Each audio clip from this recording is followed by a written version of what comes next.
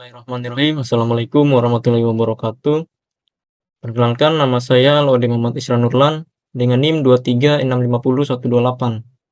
Pada kesempatan kali ini saya akan menjelaskan 15 soal dari 25, yang mana soal ini sebagai syarat untuk memenuhi nilai UTS. Oke, kita mulai dari soal pertama, yaitu apa sebenarnya Big Data dan kenapa sistem tradisional itu tidak cocok.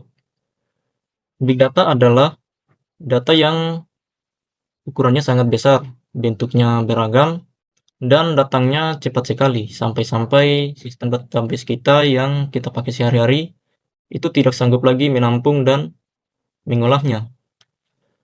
Kita bayangkan seperti satu kasir di sebuah toko kecil. Satu kasir sebenarnya cukup untuk melayani beberapa pelanggan saja dalam sehari. Tapi di dalam Big Data, kadang tiba-tiba toko itu didatangi oleh jutaan orang sekaligus dari berbagai penjuru dunia, membawa barang yang bentuknya macam-macam. Kalau kita bayangkan satu kasir itu jelas tidak akan sanggup. Nah, ada 4 alasan kenapa pendekatan tradisional gagal di sini. Yang pertama, volumenya kebesaran untuk kapasitas satu mesin. Kemudian kecepatan datanya masuk terlalu tinggi untuk diproses satu persatu. Ketiga, formatnya beragam. Tidak semuanya rapi berbentuk tabel. Ada juga bentuk-bentuk yang semacamnya. Kemudian keempat, kalaupun kita paksa dengan menambah spesifikasi satu server, biayanya mungkin mahal dan tetap ada batasnya. Jadi solusinya bukan memperbesar satu mesin, tetapi mengubah cara kita berpikir soal penyimpanan dan pemrosesan datanya. Kemudian kita lanjut di soal kedua, yaitu jelaskan karakteristik Big Data dan berikan maknanya. Dalam Big Data ada 5 karakteristik.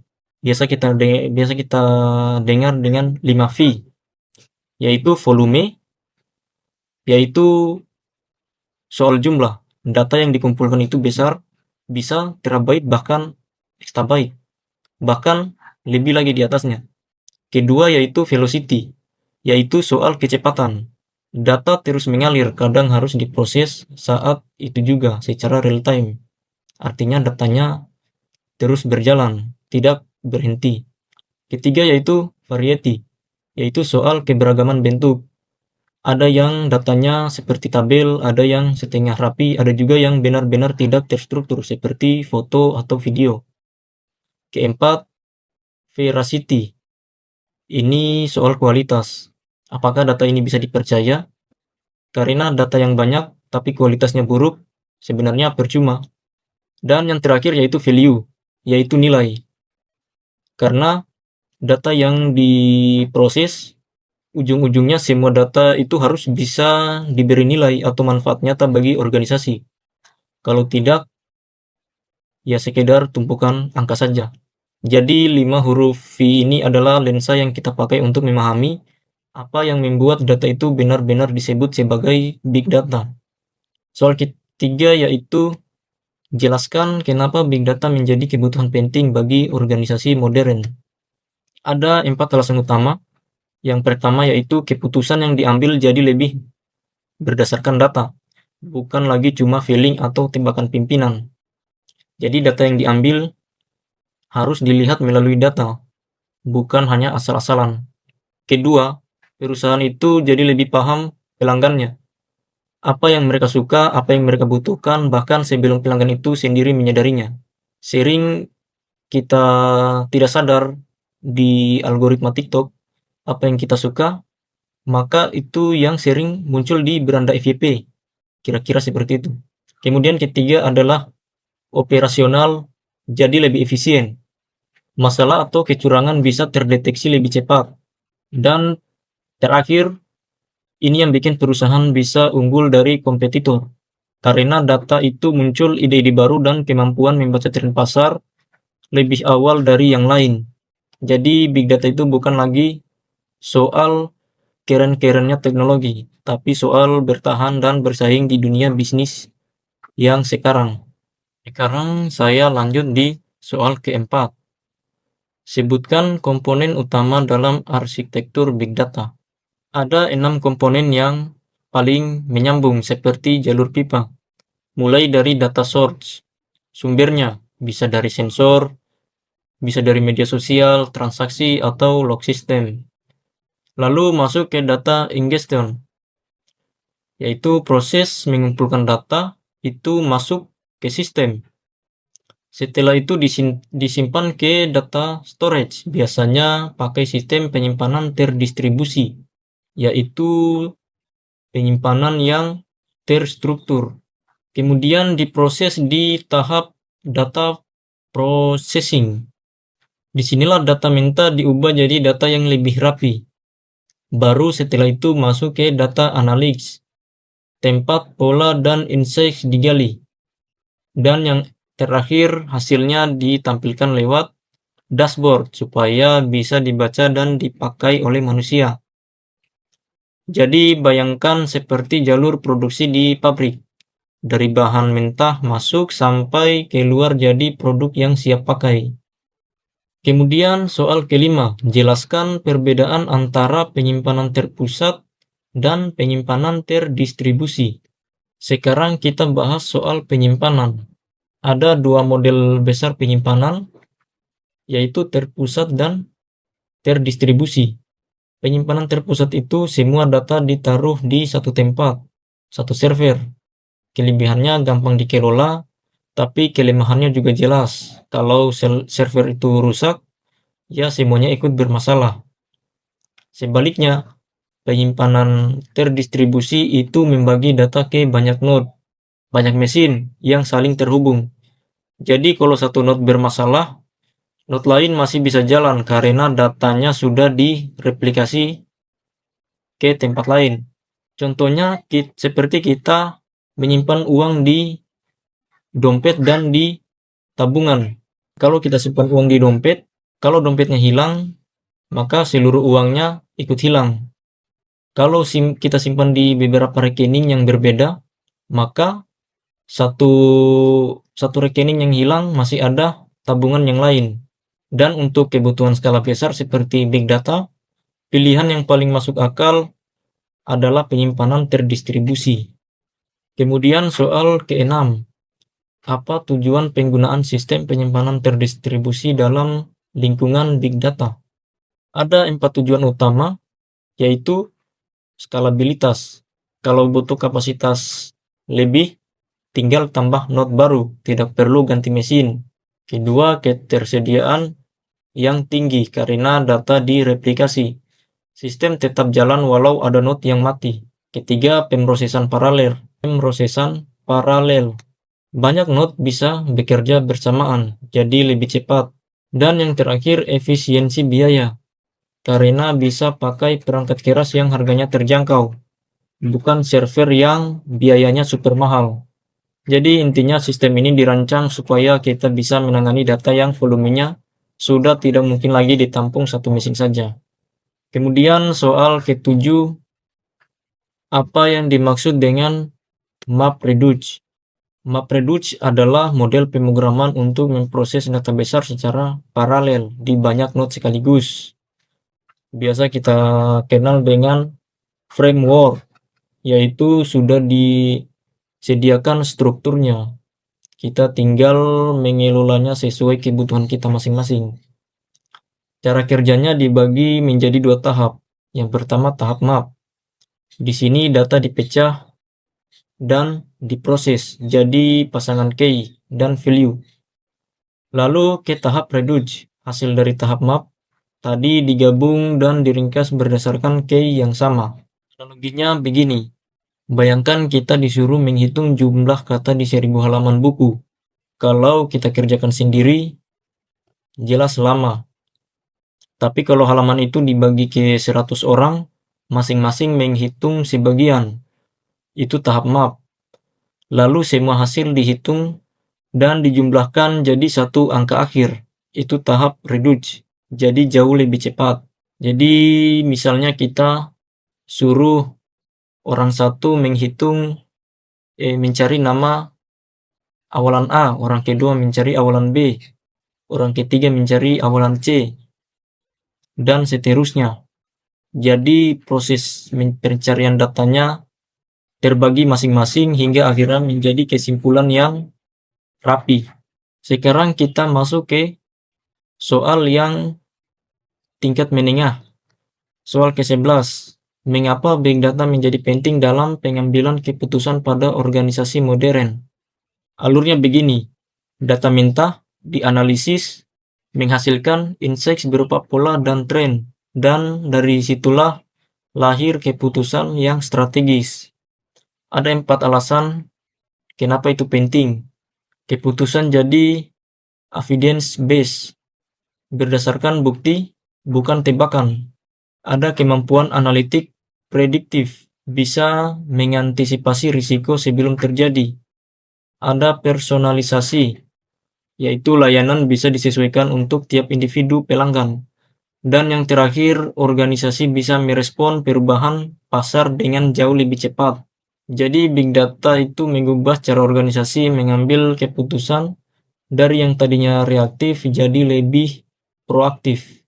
Kemudian soal selanjutnya, jelaskan hubungan antara sumber data, penyimpanan data, dan pemrosesan data dalam arsitektur big data. Jadi hubungannya, sumber data itu menghasilkan data mentah dari transaksi, sensor, media sosial, atau apapun itu. Data itu lalu ditampung di sistem penyimpanan supaya aman dan mudah diakses. Dari situ, barulah masuk ke tahap pemrosesan untuk diubah jadi bentuk yang siap dianalisis. Yang perlu digarisbawahi di sini adalah ini bukan 3 hal yang berdiri sendiri, ini satu rantai yang saling bergantung. Kalau sumber datanya buruk, hasil di penyimpanan dan pemrosesan juga ikut terpengaruh. Jadi kualitas itu harus dijaga dari hulu ke hilir. Jadi hubungan sumber data, penyimpanan, dan pemrosesan adalah satu kesatuan yang utuh. Mereka tidak saling terlepas. Lanjut di soal ke-13. Analisis hubungan antara data source, data storage, data processing, dan data analis dalam menghasilkan informasi yang bernilai. Sekarang kita perlu sedikit dari 3 elemen tadi. Kita tambah satu lagi, analis. Dari source, storage, processing, kemudian analisis. Jadi urutannya data source menyediakan data mentah. Kemudian data storage menampungnya. Lanjut data processing membersihkan dan merapikannya. Contohnya, data-data yang berantakan disusun menjadi satu kesatuan yang utuh dan merapikannya. Dan terakhir adalah data analisis, yaitu menggali pola dan tren dari data tersebut.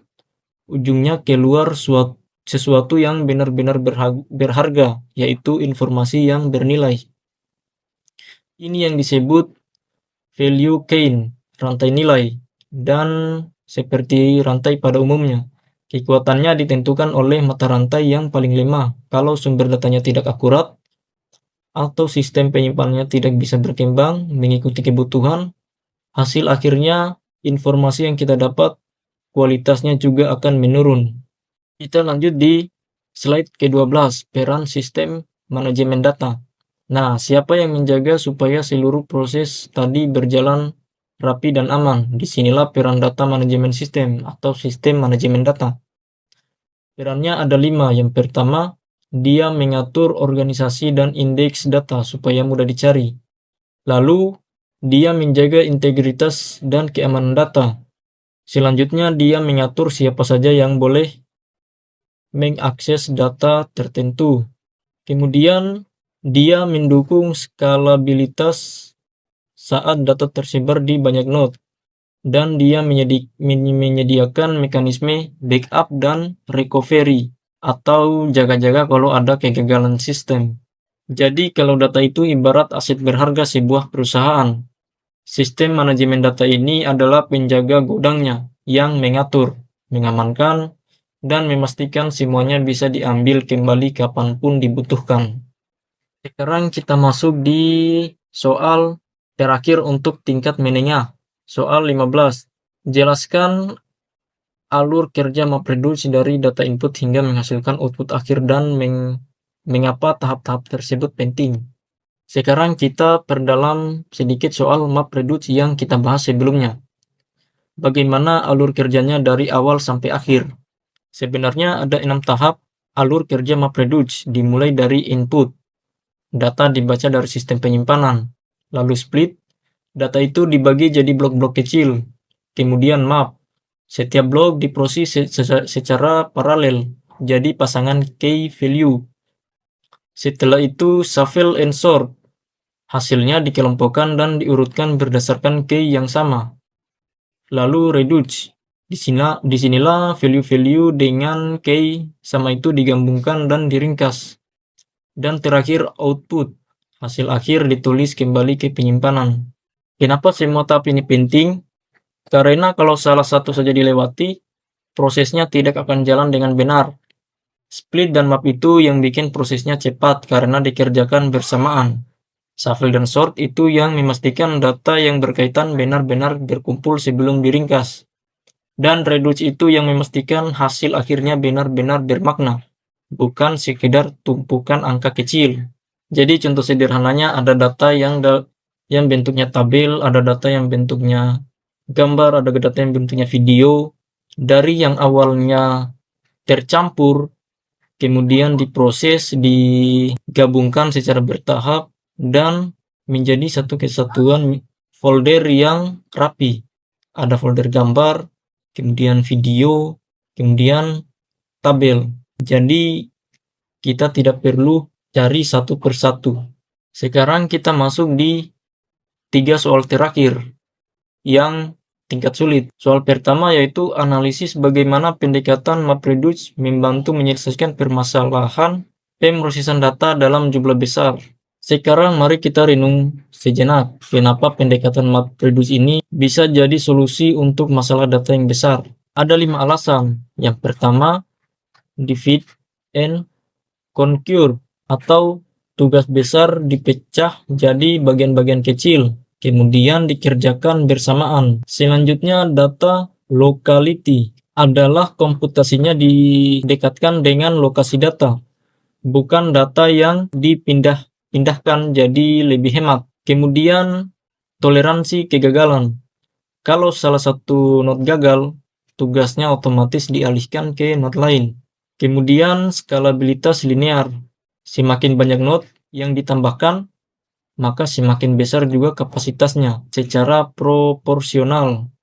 Dan yang terakhir adalah abstraksi sederhana, yaitu pengembang cukup fokus pada logika map dan reduce tanpa harus pusing memikirkan detail rumit soal distribusi sistem. Jadi singkatnya, MapReduce itu mengubah masalah data raksasa yang tadinya terasa mustahil jadi kumpulan tugas-tugas kecil yang bisa diselesaikan secara bersama-sama, cepat dan handal.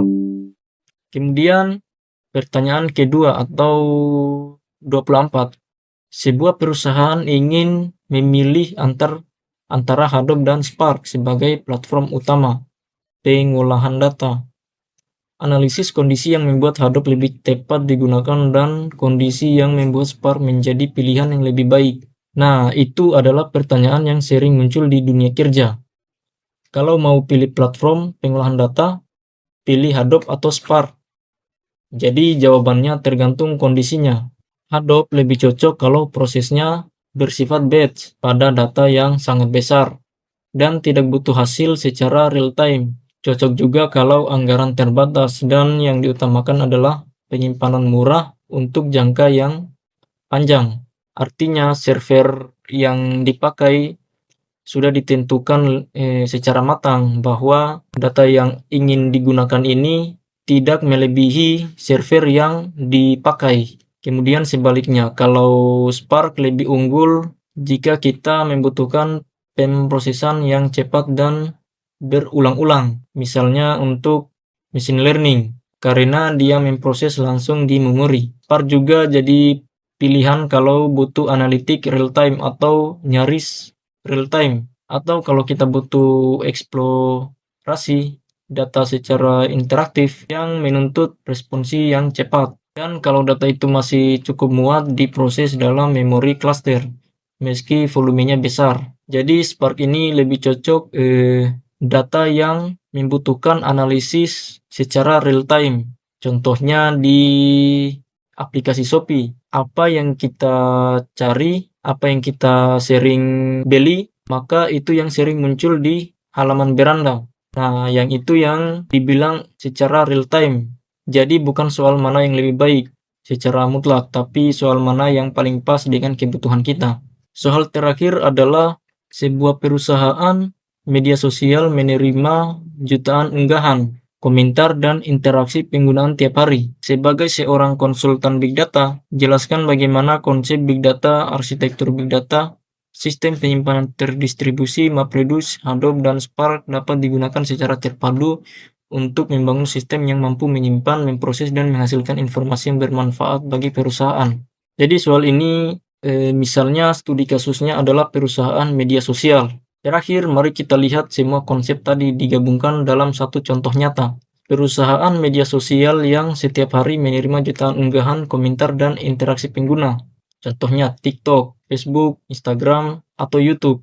Bayangkan kita berperan sebagai konsultan Big Data untuk perusahaan ini. Alurnya adalah semua unggahan, komentar, dan interaksi itu adalah sumber data. Karena volumenya besar dan kecepatannya tinggi, data itu perlu masuk ke sistem penyimpanan terdistribusi, disimpan ke banyak node, direplikasi supaya aman dan tetap tersedia. Untuk mengolah data histori dalam jumlah besar, misalnya menghitung total interaksi harian, perusahaan bisa memakai Hadoop dan MapReduce karena cocok untuk pemrosesan batch skala besar. Tapi untuk hal yang membutuhkan kecepatan seperti mendeteksi topik yang sedang viral, memoderasi konten bermasalah, atau memberi rekomendasi ke pengguna, disinilah Spark berperan karena bisa menjadi proses secara real time. Hasil akhirnya, semua data yang tadinya tersebar dan mentah berubah jadi insight trend, preferensi pengguna, deteksi konten yang bermasalah, yang bisa langsung dipakai perusahaan untuk mengambil keputusan bisnis dan memberi pengalaman yang lebih baik bagi penggunanya.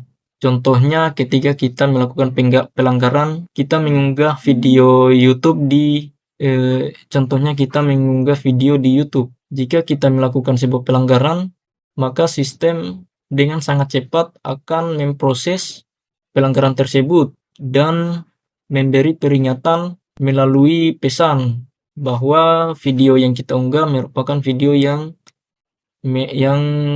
melanggar aturan. Jadi semua konsep yang kita bahas tadi, Big Data, arsitektur, penyimpanan terdistribusi, MapReduce, Hadoop, dan Spark, itu bukan potongan-potongan terpisah. Semuanya bekerja bersama-sama, merupakan satu kesatuan yang utuh, seperti orkestra untuk mengubah data mentah menjadi sesuatu yang benar-benar bermanfaat. Jadi mungkin itu saja yang bisa saya jelaskan. Lebih dan kurangnya mohon dimaafkan. Bila ada kesalahan kata mohon dimaafkan juga. Billahi taufiq wal hidayah. Wassalamualaikum warahmatullahi wabarakatuh.